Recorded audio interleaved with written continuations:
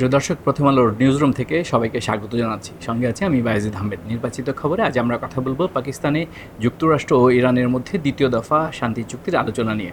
আর এই বিষয়ে আলোচনার জন্য আমার সঙ্গে আছেন প্রথম আলোর সহকারী বার্তা সম্পাদক পার্থশঙ্কর সাহা। পার্থশঙ্কর সাহা, আপনাকে স্বাগত জানাচ্ছি। ধন্যবাদ আপনাকে। কেমন আছেন? আছি। ইরানের সঙ্গে যুদ্ধ শিগগিরই শেষ হবে বলে ঘোষণা দিয়েছে মার্কিন প্রেসিডেন্ট। হ্যাঁ, আপনি কি তার এই ঘোষণায় আশাবাদী? আশাবাদী হতে পারলে তো আমাদের সবারই ভালো লাগছে বাজিদ, তাই না? সেটা আপনি শুধু না, মার্কিন জনগণ, ইরানের জনগণ, সারা বিশ্বের জনগণ, সারা বিশ্বের জনগণ। কারণ এই দুই দেশের মধ্যে, দুই দেশের বলবো না, ইসরায়েল এবং যুক্তরাষ্ট্রের যে হামলা ইরানের উপর, তারপর থেকে যে যুদ্ধ পরিস্থিতি তৈরি হয়েছে, সেটা শুধু সেই এলাকায় নাই, এটা আপনি জানি, আমরা প্রতিনিয়ত দেখছি। এখন এই বাংলাদেশ, যেটা কিনা মধ্যপ্রাচ্য থেকে অনেক দূরে, আজকে এখন মোবাইল, আপনি যদি প্রথম আলোর অনলাইনটা খোলেন দেখবেন সারাটা দিন একজন বাইকার বা অন্যান্য যারা আছে তারা সারাটা দিন ধরে অপেক্ষা করেছে, সারা রাত ধরে অপেক্ষা করেছে। এই যে পরিস্থিতিটা, এটা কিন্তু সারা বিশ্বজুড়ে, শুধু জ্বালানি পাওয়া না পাওয়ার বিষয়টা না, এখন এমন একটা অবস্থা হয়ে গেছে যে মানুষের আপনার জরুরি যে পরিষেবাগুলো, সেগুলো কিন্তু বাধাগ্রস্ত হচ্ছে। এখন সেই আপনার প্রশ্নে আসছি, আশাবাদী হওয়ার মতো অবস্থা আছেন। আশাবাদী তো আমরা হতেই চাই, কিন্তু এবং সম্ভবত একটা পরিণতির দিকে আসলে এই দুই দেশের আলোচনাটা যাচ্ছে বলে মনে করা হচ্ছে আর কি। হ্যাঁ, এবং সেটা হয়তো বা যুক্তরাষ্ট্রের প্রয়োজনেও, ইরানের তো প্রয়োজন আছে, যুক্তরাষ্ট্রের প্রয়োজন হতে আছে। বলেন, ট্রাম্প বলেছে যে ইরানের সঙ্গে যুদ্ধ সাফল্যের সঙ্গে শেষ হচ্ছে এবং এটি শিগগিরই শেষ হবে। এর আগে নেভাদা অঙ্গরাজ্যের লাস ভেগাসে তিনি একটি অনুষ্ঠানে বলেছেন যে যুদ্ধের অগ্রগতি সন্তোষজনক এবং পরিস্থিতি দ্রুত শেষের দিকে যাচ্ছে। আপনি কি মনে করেন যে মধ্যপ্রাচ্যে এখন যে অবস্থা চলছে সেটি শেষ হওয়ার ইঙ্গিত বহন করছে? কিছুটা তো এরকম মনে করা হচ্ছে, কিন্তু আবার একটা কথা বলি, যে এই কথাটা বলেছেন ট্রাম্প, এবং যার কথায় ধরেন প্রতি মুহূর্তে বদলায়, তার ডিসিশন প্রতি মুহূর্তে বদলায়, সিদ্ধান্ত প্রতি মুহূর্তে বদলায়। আমরা দেখলাম আজ লেবাননে, দক্ষিণ লেবাননে তখন একটা অ্যাম্বুলেন্সে হামলা হয়েছে, যখন গতকাল সিজফায়ার হয়ে গেছে। হ্যাঁ, তারপরে 10 দিনের যুদ্ধবিরতি চলছে সেই জায়গাটাতে, এবং যুদ্ধবিরতির যে এই ঘোষণার পরে যে একটা তার যে এক প্রভাব, সেটা কিন্তু আমরা দেখতে শুরু করেছি। সেটা বিশ্ববাজারে পড়েছে, তেলের মার্কেটে পড়েছে, এবং লেবাননের মানুষ কিন্তু এটাকে উদযাপন করছে আর কি। সেই উদযাপনের মধ্যে আমরা এই খবরটা পেলাম। তাই বায়েজিদ, আপনি দেখেন যে আমরা কিন্তু শুরু থেকে ট্রাম্পের একের পর এক কথা শুনেছি যে অমুক দিন হামলা হবে, অমুক দিন নিঃশেষ হয়ে যাবে ইরান, সভ্যতা ধ্বংস হয়ে যাবে। কোনো কথায় আমরা কিন্তু কোনো ধারাবাহিকতা দেখি নাই আর কি। কথা বলেছেন, একটু পর পাল্টেছে, দাবি করেছেন, ভিন্ন পক্ষ অন্য একটা কথা বলেছে। এই প্রসঙ্গে আসি, যেমন ধরেন উনি বলেছেন যে তার যে সমৃদ্ধ ইউরেনিয়াম সেটা তুলে দেবে যুক্তরাষ্ট্রের হাতে, যেটা ইরান একদম পরিহাস করেছে যে এটা একটা অলীক স্বপ্ন। ঠিক আছে, তো এইরকম একটা অবস্থার মধ্যে আছে। তবে দৃশ্যত আন্তর্জাতিক গণমাধ্যমগুলোর যে খবর, সেটা হয়তো বা একটা যুদ্ধবিরতি বা শান্তি আলোচনা একটা হয়তো পরিণতির দিকে যেতে পারে বলে মনে করা হচ্ছে। কিন্তু একটা প্রশ্নবোধক রাখতে হবে। ইউরেনিয়ামের প্রসঙ্গ যেহেতু আপনি আনলেন, এটা আসলে হয়েছে কি, হোয়াইট হাউসে তিনি সাংবাদিকদেরকে বলেছেন যে যুক্তরাষ্ট্র ইরানের সঙ্গে চুক্তি করার খুবই কাছাকাছি, কোট আনকোট, এবং তুলে দেবে সেটা তাদের হাতে, তাই তো? তেহরান তাদের সমৃদ্ধ ইউরেনিয়াম হস্তান্তর সহ প্রায় সবকিছুতেই রাজি হয়েছে, এখানেও কোট আনকোট। অন্যদিকে ইরান কিন্তু এই কথাতে রাজি হয়েছে, সেটির সপক্ষে কিন্তু যেমন প্রমাণ, বরং ইরানের পার্লামেন্টের যিনি স্পিকার, ওনার নাম হচ্ছে মোহাম্মদ বাকির কালিবাফ, তিনি বলেছেন যে এই ধরনের কোনো ঘটনা আসলে ঘটেনি এবং এটা হওয়ারও কোনো চান্স নেই। এবং ইরানের রাষ্ট্রীয় যে বার্তা সংস্থা, সংবাদ সংস্থা, তারা বলেছে যে এটা ট্রাম্প একটা অলীক স্বপ্নের মধ্যে আছে। আমরা কখনোই এটা তুলে দেওয়ার মতো সেই আলোচনা তো হয়নি, এবং এটা কোনোদিনই দেওয়া হবে না। তাহলে আপনি কি বলবেন বলেন? এই যে একটা ভিন্ন পক্ষের, উনি মার্কিন প্রেসিডেন্ট হিসেবে যে কথা বললেন, ঠিক তার উল্টো কথা বললো তার যে প্রতিপক্ষ। তো এইরকম একটা অবস্থায় থেকে আমরা এই কথাগুলোর ব্যাপারে আমরা আশাবাদী হতে পারি, কিন্তু কতক্ষণ আশাবাদী থাকবো সেটা আবার একটু সংশয় নিয়ে আশাবাদ থাকতে হবে। দাদা, এর আগে কিন্তু গণমাধ্যমে এসেছে যে ইরান 5 বছরের জন্য তার যে ইউরেনিয়াম প্রকল্প সেটি স্থগিত রাখতে চায়, অন্যদিকে যুক্তরাষ্ট্রের দাবি 20 বছরের জন্য স্থগিত রাখতে হবে। এটা কন্ডিশন নাকি, এটা শুনেছি আমরা। এটা আবার মার্কিন গণমাধ্যমে কিন্তু খুব বেশি করে আসছে আর কি। হ্যাঁ, এটা আমরা গতকালও দেখেছি।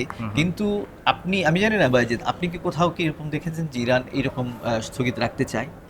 আমরা কি ঠিক জানি না, আমি বা ইরানের এভাবে পক্ষ দেখি। থেকেও যে এইভাবে বলা হয়েছে যে আমরা 5 বছর রাখতে চাই, এবং চুক্তির শর্তগুলো আসলে খুব মানে বিশদে আমাদের কাছে কিন্তু নেই, জি। তাই না? খুব বেশি করে, কারণ এগুলো থাকেও না দুটো দেশের মধ্যে, যখন এই গুরুত্বপূর্ণ ডিলগুলো হয় তখন হয়তো এগুলো থাকবেও না। কিন্তু তারপরেও যেটা মনে হয় যে তারা 20 বছরের জন্য আমি যতটুকু পড়েছি যে 20 বছরের জন্য যে শর্তটা দিয়েছে যে 20 বছর তাদের স্থগিত রাখতে হবে, সেক্ষেত্রে ইরান কিন্তু মোটেও রাজি না। ইরান তার অবস্থানে এখনো পর্যন্ত দৃঢ় আছে আর কি। মজার একটি তথ্য আছে, সাংবাদিকরা কিন্তু ডোনাল্ড ট্রাম্পকে জিজ্ঞাসা করেছিলেন যে যদি শান্তি চুক্তি হয় পাকিস্তানে তাহলে আপনি পাকিস্তানে যাবেন কিনা। তিনি তিনি তো রাজি বলেছেন, হয়েছেন, হ্যাঁ, হ্যাঁ, তিনি যদি যেতে শান্তি চান। চুক্তি হয় তাহলে ট্রাম্প পাকিস্তানে যেতে রাজি হয়েছে। সেটাই। তো এটা তো নিঃসন্দেহে ভালো খবর, কিন্তু আবার দেখেন যে কিন্তুটার কথা বলছি, আপনি তার প্রতিরক্ষা মন্ত্রীর কথা নিশ্চয়ই পিট শুনেছেন, হেগসেথ। হেগসেতের কথা শুনেছেন। তিনি কিন্তু এর মধ্যে বলে ফেলেছেন যে হুঁশিয়ারি দিয়েছেন যে যদি তাদের শর্তগুলো না মানা হয়, যদি চুক্তিতে উপনীত না হওয়া যায়, তবে তারা তাদের জ্বালানি ক্ষেত্রগুলোতে এবং বিদ্যুৎ কেন্দ্রগুলোতে হামলা করবে, যেটি যুদ্ধাপরাধের শামিল। অবশ্যই যুদ্ধাপরাধের শামিল। এবং আপনি দেখেন যে যখন তাদের এতদিনের যুদ্ধ মানে সামরিক কায়দায় যখন ইরানকে বশীভূত করা গেল না, মানে বাগে আনা গেল না আর কি বলবো, তখন তারা কিন্তু শুরু করলেন এই নতুন অবরোধ। এবং সেটা কিন্তু আপনার যুদ্ধবিরতি কার্যকর হওয়ার পর থেকে সেটা কিন্তু এক ধরনের অর্থনৈতিক অবরোধ। এবং অনেকে মনে হচ্ছে, গতকালও কিন্তু আমরা এই আলোচনায় কিছুটা করেছি, যে এইটাকে তারা এখন একটা ওয়েপন হিসেবে ব্যবহার করছে। এই যে হরমুজ বন্ধ করে দেয়া বা বন্দরগুলোকে বন্ধ করে দেয়া, এইভাবে তারা কিন্তু এক ধরনের অর্থনৈতিক চাপ সৃষ্টি করার চেষ্টা করছে ইরানের ওপর। যুক্তরাষ্ট্রের প্রতিরক্ষামন্ত্রী যে হুঁশিয়ারি দিয়েছেন, আমি আমাদের প্রথম আলো অনলাইনে যে নিউজটি এসেছে সেটি পড়ছি।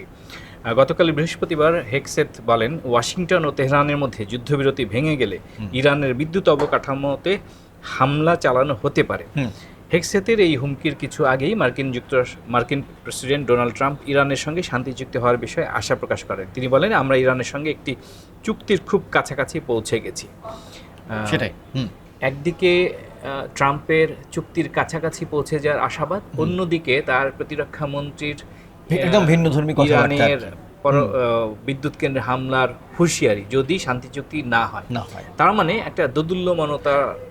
এই যে মানে ভিন্নতা, ট্রাম্পের কথা এক, তার সহকর্মীর ঘনিষ্ঠ সহকর্মীর কথা আরেক, বা ট্রাম্পের এক ধরনের কথা বলছেন, ঘনিষ্ঠ সহকর্মী আরেক ধরনের বিবৃতি দিচ্ছেন। এটা কিন্তু শুরু থেকেই আমরা দেখছি এবং এটা চলবে। আশ্বস্ত হওয়ার কোনো কিছু না, এইটাই বলি যে আমি বাংলাদেশে যারা কিনা ওই মধ্যপ্রাচ্য পরিস্থিতি, যুক্তরাষ্ট্রের রাজনীতি এগুলো নিয়ে কাজ করেন, তাদের সঙ্গে কথা বলেছি, যে তারা বলেছেন যে ট্রাম্প আসলে এক ধরনের যুদ্ধশান্তি খেলার মধ্যে থাকতে চান, অন্ততপক্ষে তার মধ্যবর্তী নির্বাচনের আগ পর্যন্ত আর কি। হ্যাঁ, কারণ দেখেন সিনেটে কিন্তু বিরোধীদের চাপ আছে, দেশের ভেতরে যুদ্ধবিরতির, সেটা দুটো দেশের ক্ষেত্রেই সত্য, যেমন ইরানের ক্ষেত্রেই সত্য, যেমন যুক্তরাষ্ট্রের ক্ষেত্রেও সত্য। কারণ অভ্যন্তরীণ চাপ, ধরেন ইরান নানা রকম সমস্যায় আছে, তার মাথা বিজয় কমে গেছে, তার কমোডিটির প্রাপ্যতা কমে গেছে, মানুষের ভয়ানক রকমের বিক্ষোভ হয়েছে এগুলো নিয়ে। তো সবকিছু, আর যুক্তরাষ্ট্রের অবস্থা জানি, সেখানে তেলের দাম কিন্তু বেড়ে গেছে, যদিও তারা বলে যে হরমুজে তাদের কাছে কোনো তেল যায় না। তো এত কিছুর পরেও এখন আরেকটা কথা যেটা অনেকেই বলার চেষ্টা করছে, যে দুটো পক্ষ অলরেডি কিন্তু যুদ্ধে জয় দাবি করে বসেছে আর কি। হ্যাঁ, তো দুই জয়ীর মধ্যে যখন আপনি কোনো মানে সমাধান করতে চান, তখন খুব ডিফিকাল্ট হয় আর কি। ঠিক আছে, তো সেই জায়গাটা থেকে উভয়কেই কিন্তু তার ডোমেস্টিক পলিটিক্সটা দেখতে হচ্ছে আর কি।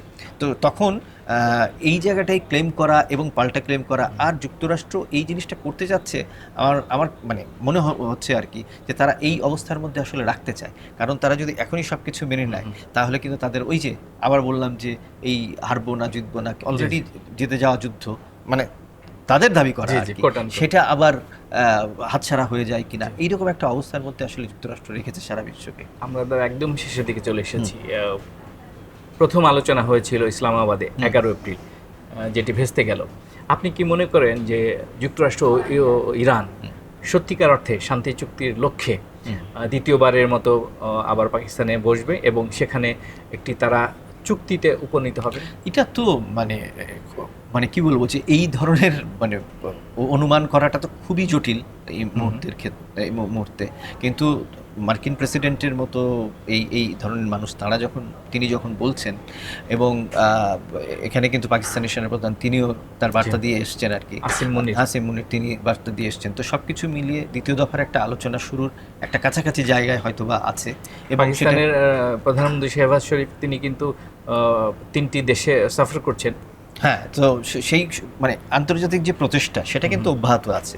সেটা এই 2 দেশের মধ্যে না, পাকিস্তান আছে, চীনও নিঃসন্দেহে আছে, অন্যান্য দেশগুলো আছে। তো এই প্রক্রিয়ার মধ্যে থেকে বলা যায় যে এটা আমাদের প্রত্যাশিত, এবং প্রেসিডেন্ট ট্রাম্পের কথাও সেটা বোঝা যাচ্ছে অনেকটা, এবং সেটা হয়তো বা হতে পারে। কিন্তু সেই জায়গায় একটা প্রশ্নবোধক আমাদের দিয়েই রাখতে হবে, কারণ আমরা দেখছি যে তাঁরই প্রতিরক্ষামন্ত্রী আবার ভিন্ন কথা বলছেন, এবং শেষ বিচারে আমাদের মনে রাখতে হবে কথাগুলো বলেছেন প্রেসিডেন্ট ট্রাম্প, যার কথা প্রতি মুহূর্তে পরিবর্তিত হয়। অসংখ্য ধন্যবাদ দাদা, আমরা আশাবাদ রাখতে চাই নিশ্চয়ই নিঃসন্দেহে পাকিস্তানে একটি তারা ফলপ্রসূ আলোচনা করবেন এবং 2 পক্ষ একটি শান্তি চুক্তিতে উপনীত হবেন এবং এই যুদ্ধ অবস্থার অবসান ঘটবে। আপনাকে অসংখ্য ধন্যবাদ, চমৎকার বিশ্লেষণ। ধন্যবাদ। নির্বাচিত খবর আজ এ পর্যন্তই। আগামীকাল অন্য কোনো বিষয়ে অন্য কোনো সহকর্মীকে নিয়ে হাজির হব। ততক্ষণ সবাই ভালো থাকুন, নিরাপদে থাকুন, আর প্রথম আলোর সঙ্গেই থাকুন।